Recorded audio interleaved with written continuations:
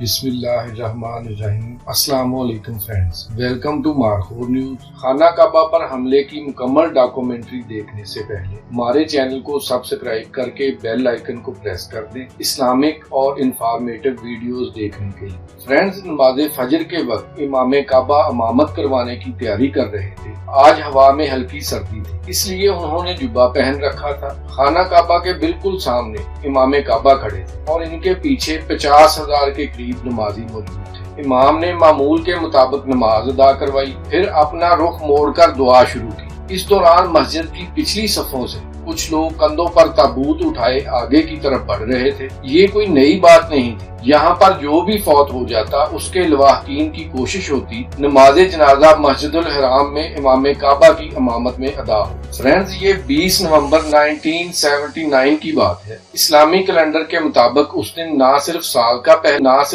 کا پہلا دن تھا بلکہ نئی صدی کا بھی پہلا دن تھا، یعنی 1400 ہجری کا آغاز ہو گیا تھا۔ امام کعبہ نے دعا جاری رکھی لیکن سروں پر سرخ داری دار رومال باندھے یہ لوگ آگے بڑھتے گئے۔ ان کے آگے میلے کپڑوں میں ملبوس الجھی ہوئی داڑھی والا ایک آدمی تھا۔ اس نے امام کعبہ کو ایک طرف دھکیل کر ان سے مائک چھین لیا اور مائک اپنے منہ کے قریب لا کر یہ بدو پوری طاقت سے چیخا، برادران اسلام، اللہ اکبر، امام مہدی کا ظہور ہو گیا ہے۔ اس دوران اس کے ساتھیوں نے تابوتوں میں چھپی کلاشنکوفیں نکالنی اور جوابی نعرے لگانے شروع کر دی۔ 50,000 نمازی پھٹی آنکھوں اور کھلے منہ سے یہ سارا منظر دیکھ رہے تھے۔ ان کی سمجھ میں نہیں آ رہا تھا یہ کیا ہو رہا ہے۔ اسی دوران مسجد الحرام کے در و دیوار فائرنگ کی آوازوں سے گونج اٹھے۔ سیکیورٹی کے لیے کھڑے پولیس اہلکاروں نے مزاحمت کی کوشش کی تھی جن پر ان باغیوں نے گولی چلا دی۔ پولیس والوں کے پاس کوئی اسلحہ نہیں تھا بلکہ صرف ڈنڈے تھے، اس لیے وہ سب کے سب مارے گئے۔ ان کا خون بہنے لگا۔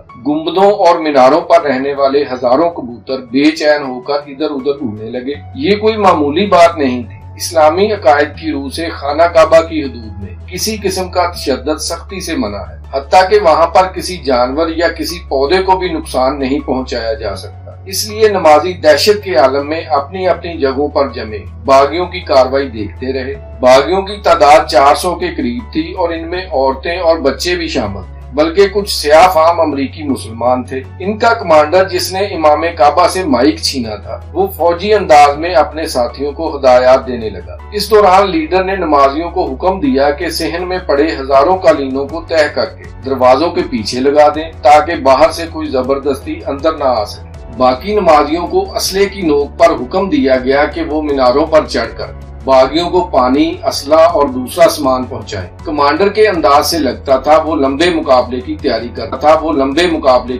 کر رہا۔ کمانڈر کا نام جہمان تھا۔ یہ نجد کے علاقے میں پیدا ہوا۔ یہ بچپن میں بہت بد مزاج اور بہت رویا کرتا تھا، اس لیے اس کا نام جہمان رکھ دیا گیا جس کا مطلب ہے منہ بگاڑنے والا۔ یہ پڑھا لکھا نہیں تھا۔ 18 سال تک نیشنل گارڈ میں نوکری کرنے کے بعد یہ مدینہ آ گیا۔ حدیث کے مشہور عالم محمد ناصر البانی سے متاثر ہو کر مدینہ کے نوجوانوں نے ایک تنظیم بنائی جس کا نام الجماعہ تھا۔ ان باغیوں کا تعلق بھی اسی تنظیم سے تھا۔ باغیوں میں کئی ایسے تھے جنہوں نے خانہ کعبہ میں تعلیم حاصل کی تھی، وہ اس کے چپے چپے سے واقف تھے، اس لیے انہیں پوری عمارت کو کنٹرول کرنے میں کوئی دیر نہیں لگی۔ کمانڈر نے میناروں پر بیٹھے باغیوں کو حکم دیا جو بھی خانہ کعبہ کے قریب آنے کی کوشش کرے اسے فوراً گولی سے اڑا دیا جائے۔ خانہ کعبہ کے اندر عورتوں، بچوں اور بزرگوں کی بڑی تعداد موجود تھی جس میں عربوں کے علاوہ ہزاروں غیر ملکی شامل۔ اس دوران ایک مقرر نے عربی میں مسجد کے مرکزی لاؤڈ سپیکر سے اپنی کارروائی کے مقاصد بیان کرنے لگا۔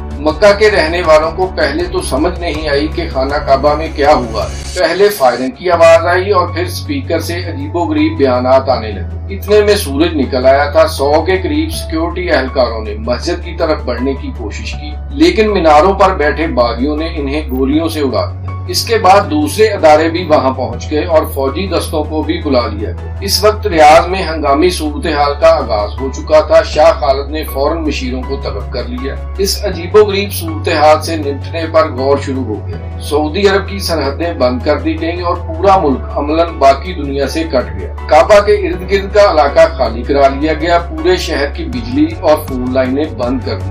پولیس اور فوج نے مورچے سنبھال لیے۔ مسجد کے سپیکر سے تقریروں کا سلسلہ جاری تھا کہ مہدی کا ظہور ہو چکا ہے، آخرت کی گھڑی آ چکی ہے۔ کچھ نمازیوں نے مسجد کے دروازوں اور کھڑکیوں سے نکلنے کی کوشش کی، باغیوں نے انہیں نہیں روکا۔ ویسے بھی یرغمال بنانے کے لیے ان کے پاس ہزاروں لوگ موجود تھے۔ امام کعبہ نے اپنا جبہ اتار دیا اور باہر نکلنے والے لوگوں میں شامل ہو کر رہا ہونے میں کامیاب ہوا۔ جو وقت گزر رہا تھا، معاملے کی سنگینی کھل کر سامنے آ رہی تھی۔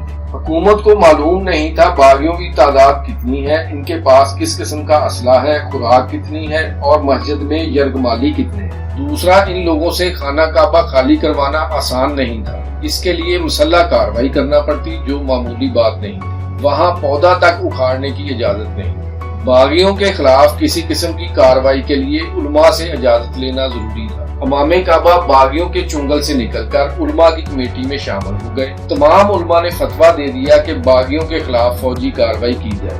جہمان کو احساس ہوا کہ اسلام میں امام مہدی کے بارے میں جو بشارتیں موجود ہیں، قحطانی ان میں سے کئی پر پورا اترتے تھے۔ قحطانی کا اصل نام محمد، والد کا نام عبداللہ اور ان کا تعلق حجاز کے شمال میں نجد کے علاقے سے تھا، اور وہ پیغمبر اسلام صلی اللہ علیہ وآلہ وسلم کے خاندان سے تھے، یعنی سید تھے۔ اکثر روایات میں امام مہدی کی یہی نشانیاں موجود ہیں۔ اسی کو بنیاد بنا کر جہمان نے خانہ کعبہ پر قبضہ کیا۔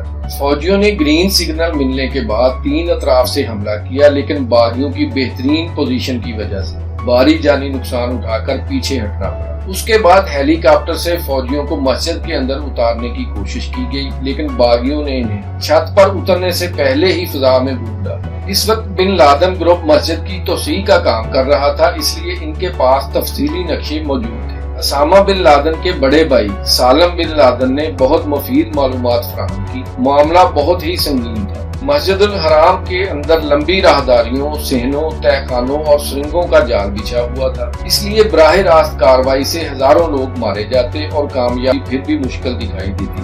ادھر جہمان اور اس کے ساتھیوں کی جانب سے تقریروں کا سلسلہ جاری تھا۔ اب وہ لوگ اپنے مطالبات پیش کر رہے تھے۔ خانہ کعبہ پر قبضہ ہونے کے 4 دن بعد فورسز کے اہلکار دیواروں میں سوراخ کر کے اندر گھس گئے اور چند حصوں پر کنٹرول حاصل کر لیا، لیکن یرغمالیوں کی بڑی تعداد ابھی تک باغیوں کے قبضے میں تھی۔ باغی عورتیں اپنے مرنے والے ساتھیوں کے چہرے بگاڑ دیتی تاکہ ان کی شناخت نہ ہو سکے۔ اسی دوران امام مہدی ہونے کا دعوے دار قحطانی بھی مارا گیا۔ اس کی لاش حکومت کے قبضے میں آ گئی، جس میں اس کا چہرہ سلامت تھا۔ اس سے باغیوں کے حوصلے ٹوٹ گئے۔ البتہ جہمان نے بہت کوشش کی قحطانی کی موت کی خبر کو دبا دیا جائے۔ ادھر فوجی سر جوڑے بیٹھے تھے کہ خانہ کعبہ کو کس طرح آزاد کروایا جائے۔ کسی نے منصوبہ پیش کیا کہ سرنگوں میں پانی چھوڑ دیا جائے، پھر اس میں بجلی چھوڑ دی جائے۔ دلچسپ بات یہ ہے کہ پاکستان میں بہت سے لوگ یہ سمجھتے ہیں کہ اس منصوبے پر عمل ہوا اور یہ کام جنرل مشرف جو اس وقت تھے انہوں نے کیا، لیکن اس میں کوئی حقیقت نہیں۔ اگر اس میں کوئی سچائی ہوتی تو مشرف اپنی کتاب ان دی لائن آف فائر میں اس کا ذکر ضرور کرتے۔